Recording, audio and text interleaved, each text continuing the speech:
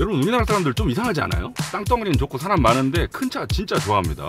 지금 현재 우리나라 시장에서 팔리고 있는 대형 SUV 프리미엄 브랜드를 제외하고 보더라도 일단 팰리세이드 있죠. 그 다음 포드 익스플로러, 토요타 하이랜더, 또 혼다 파일럿까지 이런 차들이 지금 팔리고 있고, 프리미엄 브랜드까지 더하면 훨씬 많아지죠.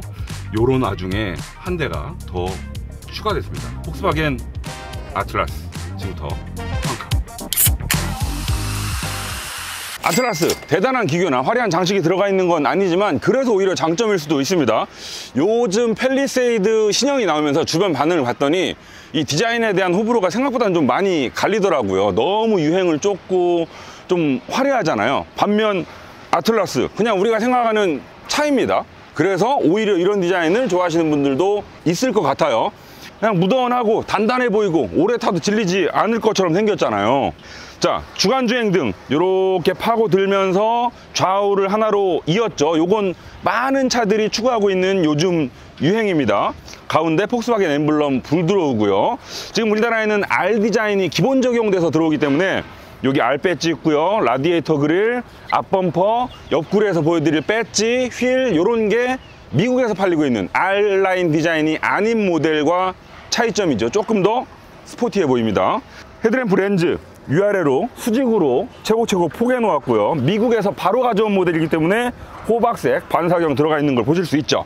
자, 보세요. 꺾었죠, 꺾죠. 그 다음에 살짝 말려 들어가고 꺾고, 살짝 말리고 꺾고, 또 안으로 들어가고 꺾고, 이런 것들을 보시면 이 철판이 딱딱딱딱 끊어지잖아요. 그리고 이 경계를 따라서 밝음과 어두움의 차이가 명확하죠. 우리가 그 과자, 비스킷 같은 거 CF를 보시면 바스락 이런 효과음을 상당히 강조하잖아요. 인류가 옛날부터 이렇게 바스락 하는 소리를 들으면 신선하다고 느낍니다. 왜 좀 썩고 상하면 흐물흐물해지는데 방금 딴 야채 같은 건 바스락 하는 소리가 나잖아요. 그런 거예요. 얘도 이렇게 딱딱딱딱 떨어지니까 차가 단단해 보이죠. 우리 뭐 바위가 깨진 절편 이런 건 다 딱딱 날카롭잖아요. 그런 효과라고 보시면 됩니다. 진짜 단단해 보여. 남자답고. 휠 21인치 한 가지입니다. 디자인 멋있어요. 차도 지금 한 덩치 하는데 21인치 신겨 놓으니까 당당한 스탠스를 잘 보여주고 있고요. 제 키가 173이거든요 높이가 한 요 정도고요. 길이 5m 넘고요. 거의 5.1m입니다. 폭도 1cm 빠지는 2m니까 지금 경쟁 모델들이랑 비교해봐도 결코 작지 않은 크기죠. 루프레일도 알루미늄으로 달아놔서 이런 것도 좀 고급스러워 보이고요. 이런 거 하나도 차급에 따라서 이 구성이 달라지거든요. 조금 싼 차들은 플라스틱으로 쭉 달아놓는 경우도 있고, 이렇게 약간 프리미엄 느낌을 내고 싶으면 알루미늄으로 달아놓고, 또 여기가 막혀있는 차들도 있고 지금처럼 뚫려있는 차들도 있고. 자, 흰색 차로 이어서 보시면 캐릭터 라인이 상당히 강하게 잡혀있죠. 뚝 오다가 쑥 들어갔어. 그리고 여기 알값도 상당히 날카롭습니다. 이게 평평하게 오다가 프론트 팬더, 리어 팬더에서 쑥 올라가죠. 제가 지금 이곳 중간 기착지까지 오면서 달리고 있는 아틀라스를 봤더니 네 바퀴의 존재감을 부각시키는데 상당히 큰 역할을 하더라고요. 조금 더 빵빵해 보이잖아요. 그리고 이런 벨트 라인도 쭉 오시다가 이렇게 말려 올라가죠. 그리고 이만큼 두께를 잡았습니다. 이런 게 차를 좀 더 단단해 보이게 하는 요소거든요. 그냥 딱 접은 게 아니고 접고 중간에 뭔가 두께가 생기죠. 더 튼튼해 보이고. 요즘 많은 차들의 리어램프는 보통 입체감을 강조하죠. 이 광원 자체를 튀어나오게 했다가 그 주변부는 들어가게 하는 입체감을 상당히 강조하는 데 반해 이 아틀라스는 2D입니다. 평평한 면 안에다가 광원을 집어넣었어요. 이거 약간 조형미보다는 그래픽적인 요소를 강조했다고 볼 수 있죠. 전부 LED고요. 앞쪽과 마찬가지로 뒤에 달려있는 엠블럼도 빨간색으로 불이 들어옵니다. 솔직히 저 개인적으로 뒤에 달려있는 엠블럼까지 빨간색 조명이 들어오게 하는 건 그 예전 뭐였죠? 티볼리였나? 쌍용 차가 이런 게 있었거든요. 그래서 불호? 앞쪽 불 들어오는 건 좋아요. 범퍼 중앙에 이 빨간색 반사경을 쭉 길게 수평으로 집어넣었잖아요. 이런 건 폭스바겐 디자인의 특징 중에 하나입니다. 티구안도 그랬고 투아렉도 그랬던 것 같아요. 머플러는 2개씩 양쪽에 달아놨는데 요건 가짜입니다.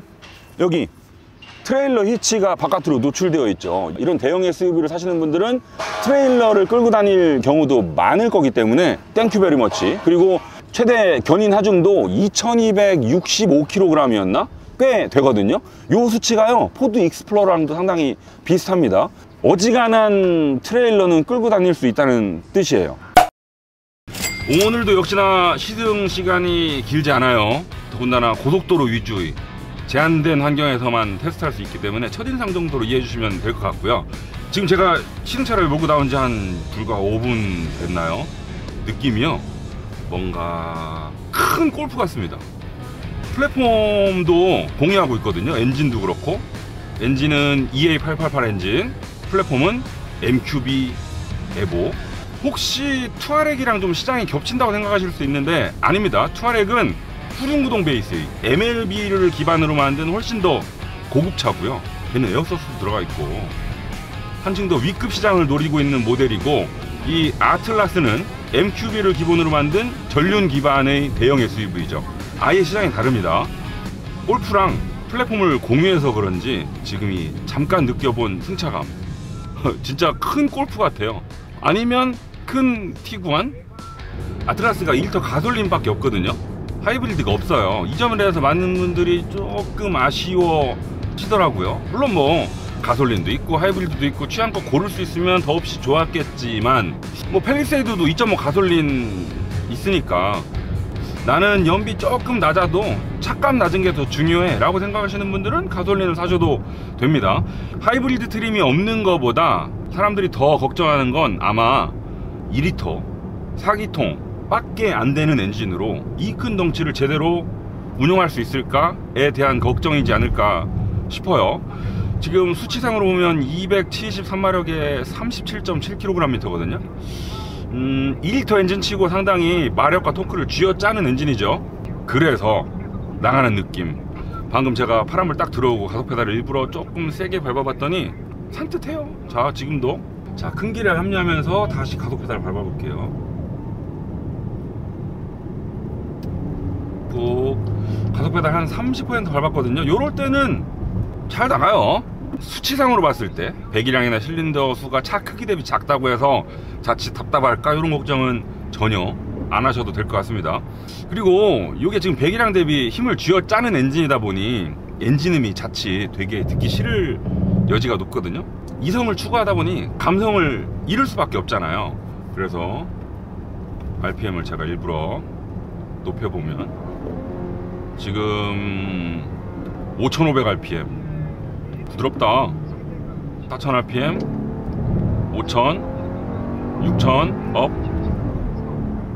뭐 당연히 6기통 수준은 아닙니다만 4기통 치고 꽤 회전질감 매끄럽고요. 소리도 들을만한데요. 크게 거슬리지 않아요. 뒤에다 놓고 RPM 한 2000, 3000 정도 쓸 때 일상 영역에서의 소리도 잘 막았고요. 그래서 엔진만 딱 떼어놓고 말씀드리자면 뭐 나가는 느낌이나 소음, 진동 측면에서 오케이. 물론 뭐 돈을 좀 더 내고 6기통을 고를 수 있었으면 더 좋았겠지만 이 상태로도 오케이. 업 8단까지 들어가죠. 지금 시속 90에 RPM 1500 쓰고 있고요. 다운.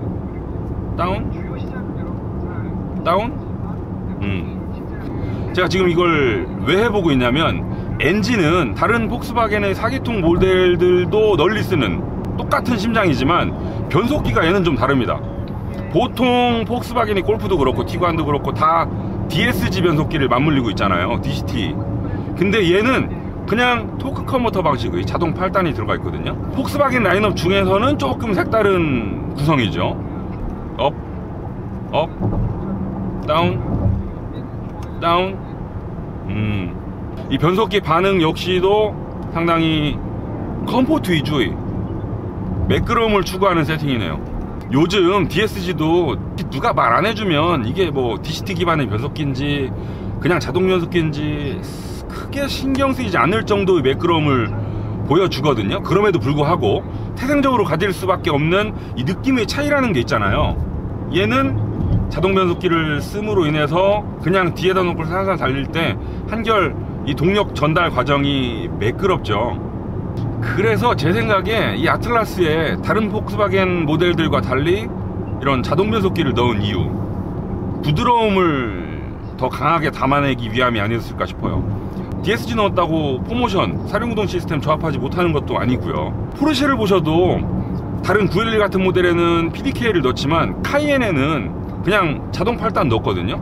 같은 이유가 아닐까 싶습니다.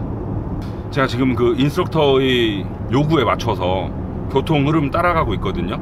추월도 했다가 다시 안쪽 차선으로 복귀도 했다가 가감속을 이어가고 있는데 계속 드는 생각, 변속기가 꽤 똑똑합니다. 원래 엔진 힘이 좀 부족하더라도 변속기가 똑똑하면 운전자 입장에서 답답하지 않거든요.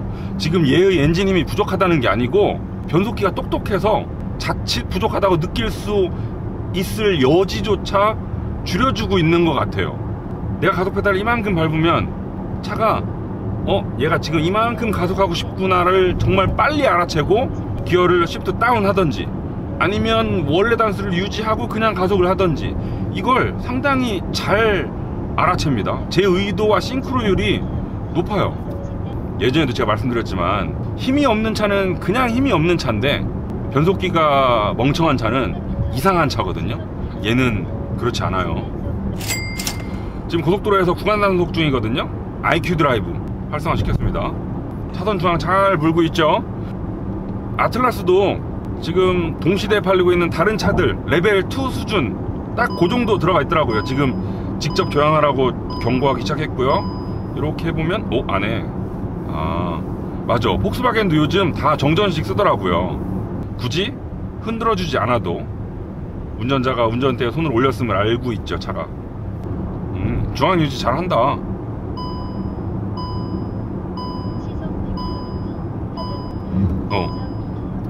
정신 차려. 꺼졌다.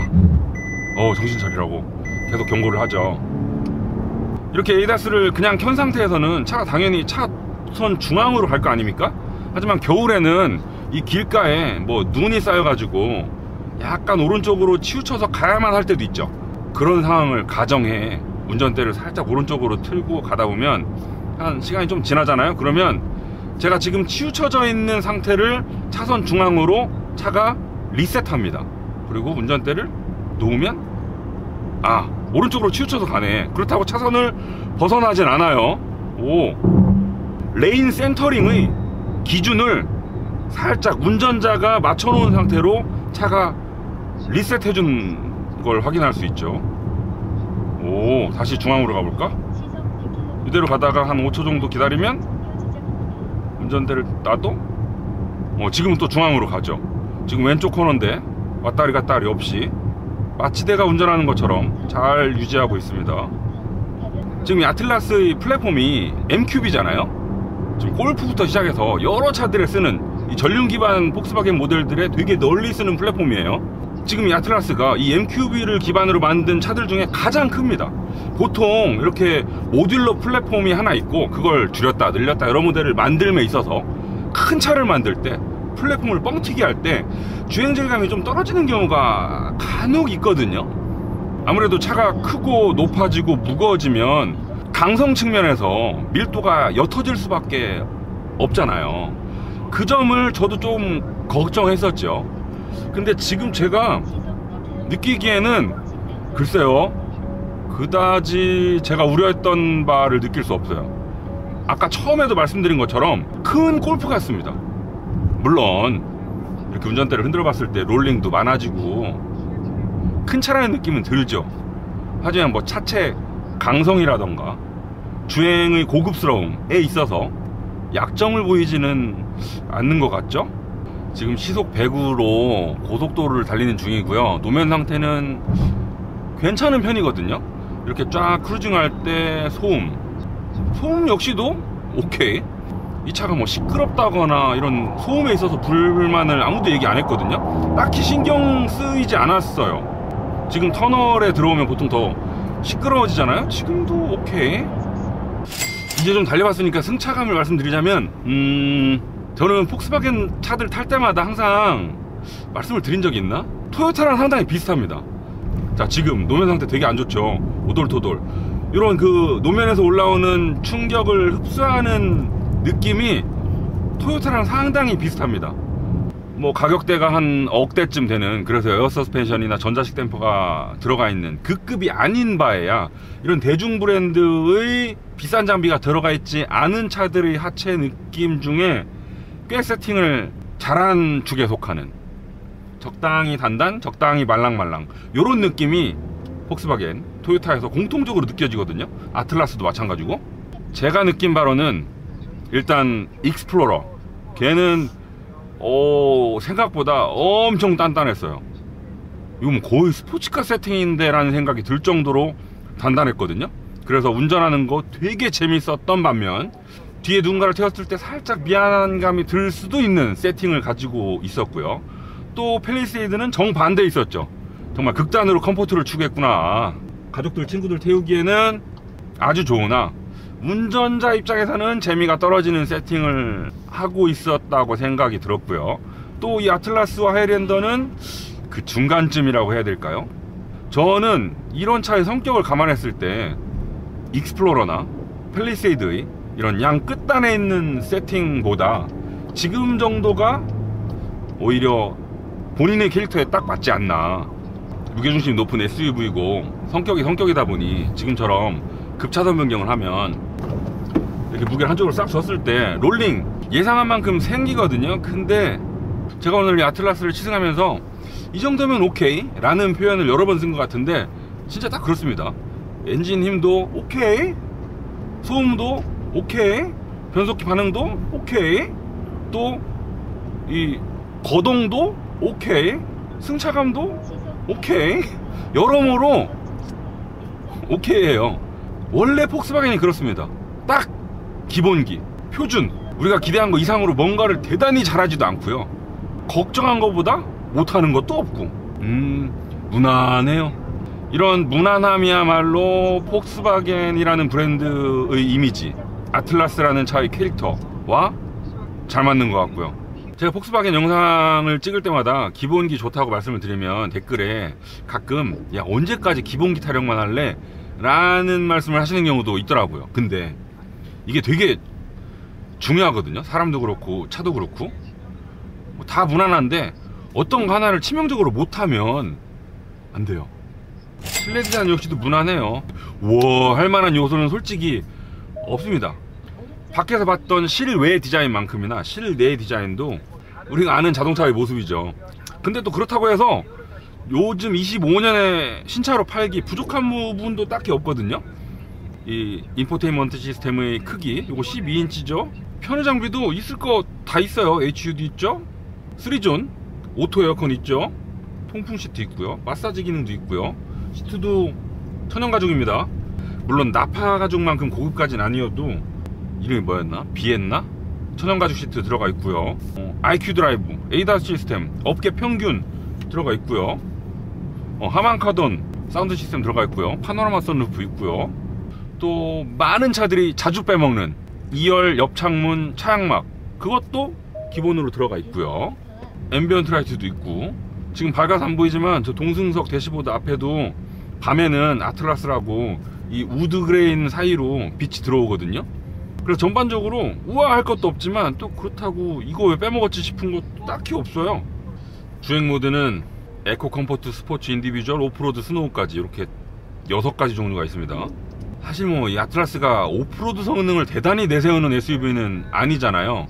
근데 포모션 기본으로 들어가 있고 이 사륜구동을 제대로 써먹는데 도움을 주는 오프로드 모드도 따로 있고요.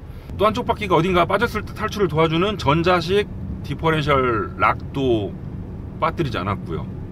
근데 조금 아쉬운 것도 있는 게, 지금 아틀라스에 들어가 있는 6백이 6개거든요 근데 경쟁 모델들을 보시면 팰리세이드 무려 10개고요 다른 차들도 보통 한 7개는 돼요.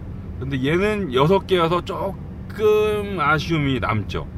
하지만 미국 IIHS에서 탑 세이프티 픽을 받았다고 하니 뭐 에어백 수에 있어서는 아쉽지만 그렇다고 뭐 안전도가 떨어지진 않는 것 같죠? 도어 포켓에 부직포가 없어요. 폭스바겐이 이 도어 포켓 안쪽에다가 부직포 같은 거 싹 발라놔서 물건 달그락거리지 않게 해주거든요. 근데 얘는 이거를 안 해줬다는 점, 사소한 단점이죠. 지금 쉐보레도 트래버스 우리나라에서 안 팔고 있거든요.